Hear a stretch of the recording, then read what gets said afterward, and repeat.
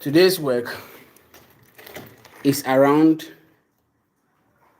Airport Hills. So this is the washroom. That is the pipe work. This for the toilet. The 4 inches is for the toilet. The small 2 inches you see there is going to be extra floor drill. It goes all the way. That is where the hand washing basin will be coming. That is the main floor drill for the washroom. And the other one is for the telephone shower. The top here is for the water heater. Yep, that's it. Okay.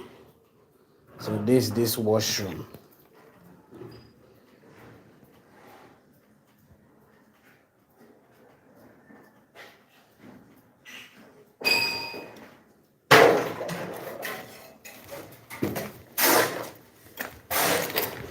Then if you come here, we finish with the pipe works. So we are doing the plastering. We are using mortar to hold all the pipes. This side today is it. Yep. That is the water heater side. It comes down. This for the hand washing basin. It goes, that's the floor drill. And that's for the toilet.